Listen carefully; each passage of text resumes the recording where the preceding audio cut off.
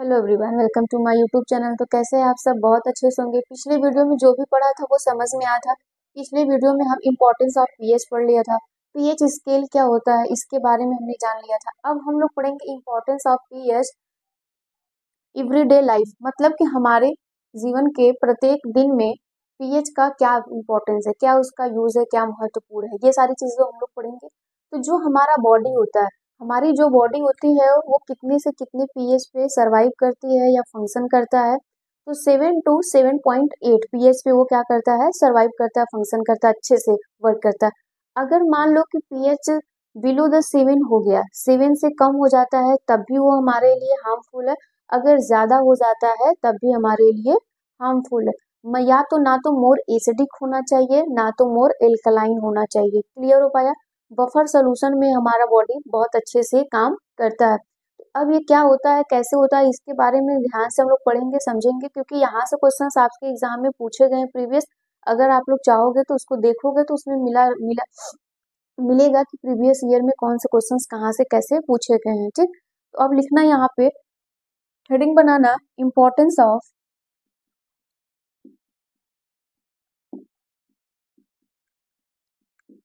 PH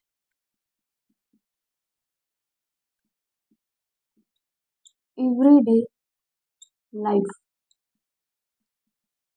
ठीक,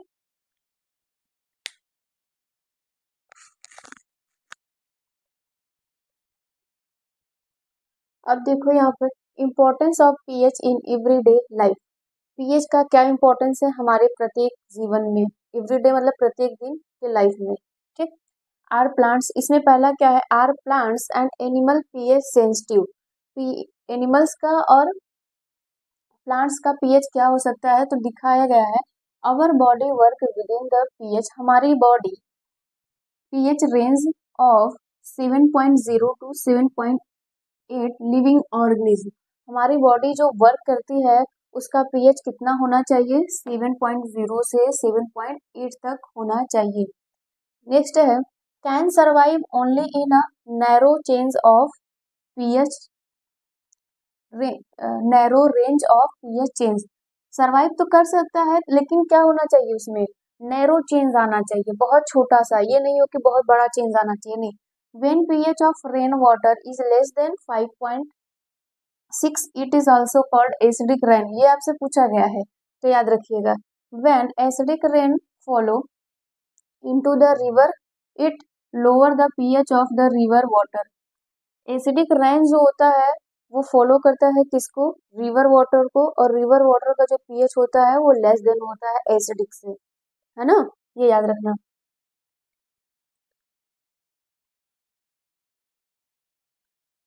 the next है इसमें, pH of the soil in your backyard, मतलब कि जो हमारे आसपास के बैकयार्ड है, जो हमारे गार्डन जिसको हम लोग कह सकते हैं, जहाँ पे हम लोग खेती करते हैं, उगाते हैं, पीएच उसका क्या होना चाहिए, उस सॉइल का। Plant require a specific pH range for their healthy growth, plant को एक स्पेसिफिक पीएच चाहिए उसके हेल्थी ग्रोथ के लिए। तो the pH manner described into activity 2.12 also, इतना होना चाहिए। ठीक, फिर pH change leads to teeth decay, sorry tooth decay. अगर पीएच चेंज होता है तो हमारे दांतों पे क्या असर पड़ता है, कैसे वो डिके होते हैं, खराब होते हैं। The bacteria present in our mouth, हमारे माउथ में बैक्टीरिया प्रेजेंट होते हैं। ठीक, converts into sugar in acidic, वो शुगर को किस में कन्वर्ट कर देंगे, एसिडिक में। When the pH of acidic formed the mouth fails below, जब पीएच कैसा हो जाएगा, एसिडिक फॉर्म में आ जाएगा। एसिडिक फॉर्म का मतलब 7 से नीचे। ठीक, mouth feels in for below, हमारा माउथ क्या करने लगता है, फील करने लगता है 5.5 पे अगर आ जाएगा पी, उससे नीचे आ जाएगा बिलो, तो क्या हो जाएगा, टूथ डिक्यू इनटू स्टार्ट, हमारा दांत झड़ना शुरू हो जाएगा, गिरना शुरू हो जाएगा। इतनी बातें समझ में आ रही है, डेली लाइफ में एग्जाम में पूछा गया है बेटा, पूछ सकता है, इतना नोट करो।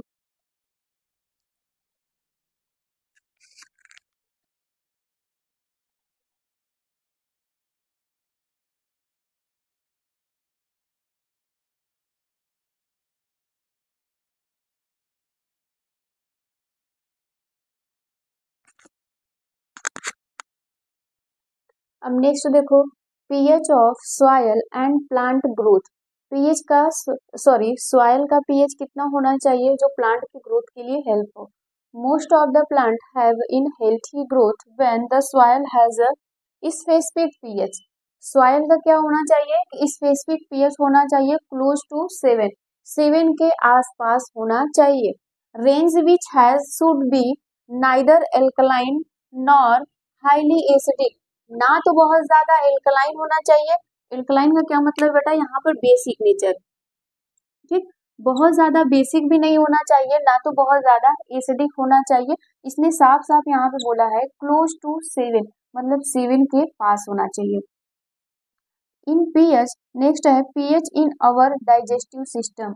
हमारे डाइजेस्टिव सिस्टम का पीएच कितना होना चाहिए। Dilute HCL help in digestion of food. Dilute HCL किसमें हेल्प करता है, digestion of food in our stomach, हमारे स्टोमच में।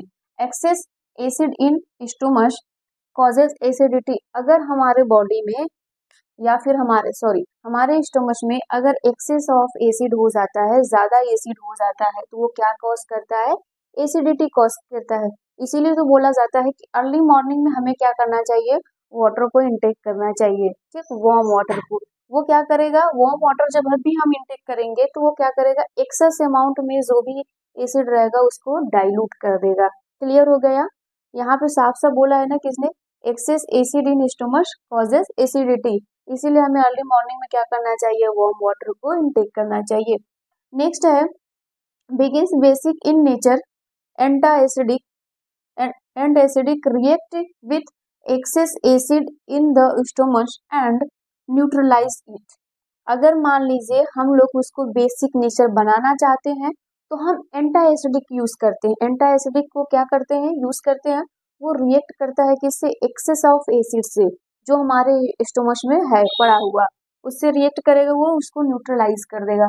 मतलब कि जब भी हमें एसिडिटी वगैरह होती है तो हम क्या करते हैं, बहुत ज्यादा बेसिक चीजों को खाते हैं, या फिर उसको साफ साफ बोला गया है एंटा एसिडिक, मतलब कि उसके अगेंस्ट लड़ने वाला, एसिड को अगेंस्ट लड़ने वाला, जो उसको क्या कर सके, न्यूट्रल कर सके। तो हम लोग किसका किसका यूज करते हैं, सोडियम बाइकार्बोनेट, बेकिंग सोडा, है ना, इनो। देखो इनो जब भी हम पीते हैं तो उसमें क्या होता है, यही होता है, सोडियम बाइकार्बोनेट। वो क्या करता है, हमारे स्टोमच में जाता है, जो वहां पे एक्सेस ऑफ एसिड होता है उससे रिएक्ट करेगा और उसको न्यूट्रलाइज कर देगा। और यहाँ पर आता है milk of magnesia, magnesium hydroxide, ये फॉर्मूला हो गया जिसको हम लोग कहते हैं मिल्क ऑफ मैग्नीशिया। इसका पीएच 11 के लगभग होता है, कितना होता है, 11 के लगभग। मतलब ये सब कैसे हैं, बहुत ज्यादा बेसिक नेचर के हैं, तो आपसे एग्जाम में पूछने के चांसेस यहाँ से बढ़ जाते हैं, नोट करिए।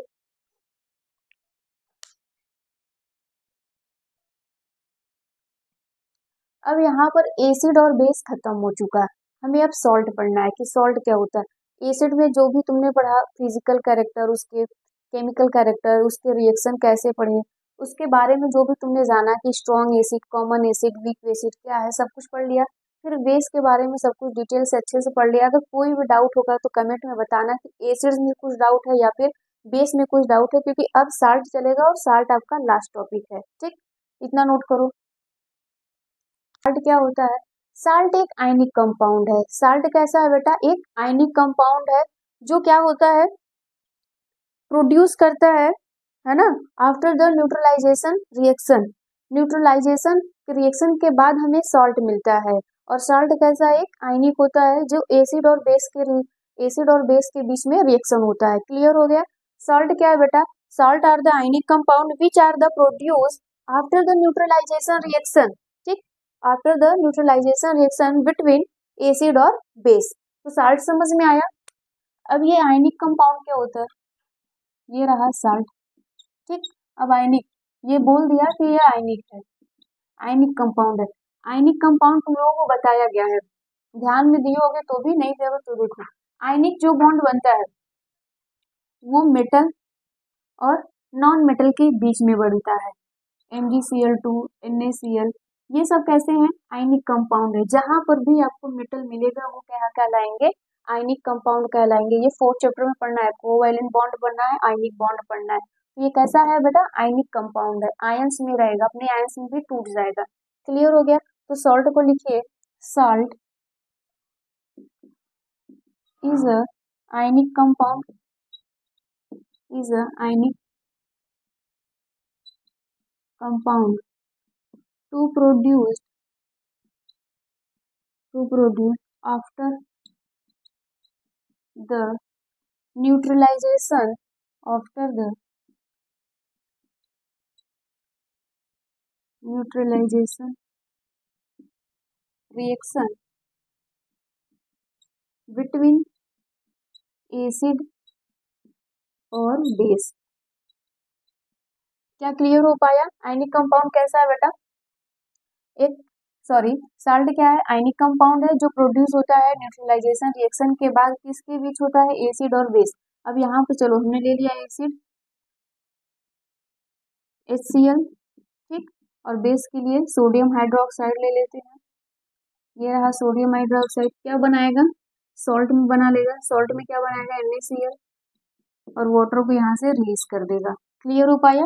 यही है तुम्हारा सॉल्ट। अब ये सॉल्ट के क्या होते हैं, कैसे होते हैं, इसके बारे में ध्यान से सुनना।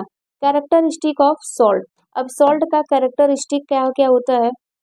अब देखो सॉल्ट जो भी होता है, सॉल्ट से कैरेक्टरिस्टिक हमें पढ़ना है तो इसको रटने की जरूरत नहीं है, इसको बहुत ध्यान से देखो।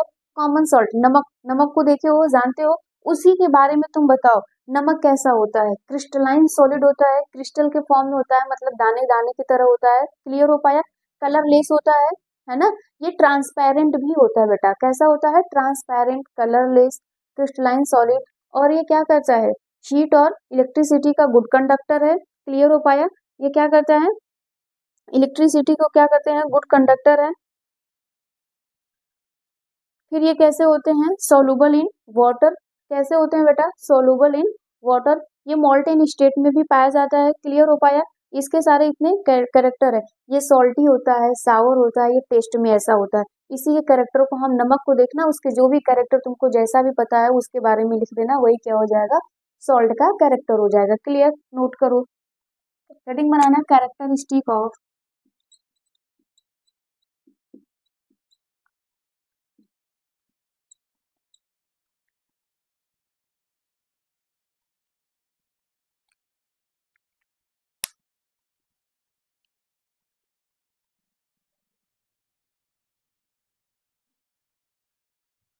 अब कैरेक्टर ऑफ साल्ट क्या है? Most of the salt crystalline solid, बताया था मैंने। Most of the salt crystalline solid होगा। ज्यादा से ज्यादा सॉल्ट कैसे होंगे? क्रिस्टलाइन सॉलिड में पाए जाएंगे। सॉल्ट में भी ट्रांसपेरेंट और ऑपिक्यू, क्या हो सकता है? या तो वो ट्रांसपेरेंट होता है या तो ट्रांसपेरेंट नहीं होगा। Most of the salt soluble in water, ज्यादा से ज्यादा सॉल्ट जो होंगे वो कैसे होंगे? वाटर में सोलूबल होंगे, जो वाटर में डिसॉल्व हो जाएंगे। फिर उसके बाद है solution of salt conduct electricity in their molten state also. ये मोल्टेन स्टेट क्या होता है? ये जानते हो, नाइन्थ में पढ़ाया गया होगा। सोल्यूशन ऑफ सॉल्ट, सॉल्ट का अगर सोल्यूशन है उसको घोल दो तो क्या कंडक्ट करेगा? इलेक्ट्रिसिटी कंडक्ट करेगा इन देयर मोल्टेन स्टेट। ना तो वो क्या रहे? पूरी तरह सॉलिड रहे, ना तो वो पूरी तरह लिक्विड रहे। क्लियर हो पाया? सॉल्ट कैन बी कलरलेस और सॉल्ट कैन बी कलरलेस और, एक मिनट, कलरलेस और कलर, हाँ, यहाँ सॉल्ट कैसा हो सकता है? कलरलेस भी हो सकता है और कलर्ड भी हो सकता है। हम लोग जो खाते हैं वो कलरलेस होता है, कुछ सॉल्ट ऐसे मिलेंगे जो कलर्ड होंगे। क्लियर हो पाया? न्यूट्रल सॉल्ट और ऑर्डरलेस, जो न्यूट्रल सॉल्ट होंगे मतलब जिनका पीएच क्या रहेगा? 7 रहेगा, वो ऑर्डरलेस होंगे, मतलब उनमें स्मेल नहीं आएगी। सॉल्ट में भी सॉल्टी, सॉल्ट कैसा हो सकता है? सॉल्टी भी हो सकता है, सावर भी होता है, स्वेट पसीने जैसा हो सकता है, एंड बिटर इन टेस्ट, कड़वा भी हो सकता है। क्लियर हो पाया? ये सॉल्टी भी हो सकता है, खट्टा भी हो सकता है, कड़वा भी होता है, जैसा पसीना होता है उसका टेस्ट वैसा भी हो सकता है। क्लियर हो पाया? नोट करो। अब नेक्स्ट हम लोग पढ़ेंगे family of the salt. Family of the salt, इसमें फैमिली ऑफ द सॉल्ट में कैसा हो सकता है बताओ जल्दी से। एक तो क्या होंगे? फैमिली ऑफ सॉल्ट में एक कॉमन सॉल्ट हो जाएगा, फिर एसिडिक सॉल्ट होगा, फिर बेसिक सॉल्ट होगा। इसमें हमें जानना है, जैसे तुम पढ़ रहे थे common acid, strong acid, weak acid, उसी तरह क्या हो जाएगा, सॉल्ट को भी कैटेगराइज किया गया है, कैटेगराइज किया गया है किसमें किसमें, उसमें कॉमन सॉल्ट में किया गया है, एसिडिक सॉल्ट में किया गया है और बेसिक सॉल्ट में किया गया है। इतना नोट करो। चल, आज के लिए बस इतना ही रहने देते हैं। नेक्स्ट क्लास में हम लोग इसके आगे पढ़ेंगे फैमिली ऑफ सॉल्ट क्या होता है। एनसीईआरटी को सॉल्व करते चलना, प्रीवियस ईयर के जो भी क्वेश्चन होगा सॉल्व करते चलना। अगर कोई भी डाउट होगा बेटा तो कमेंट में जरूर बताना। Thank you.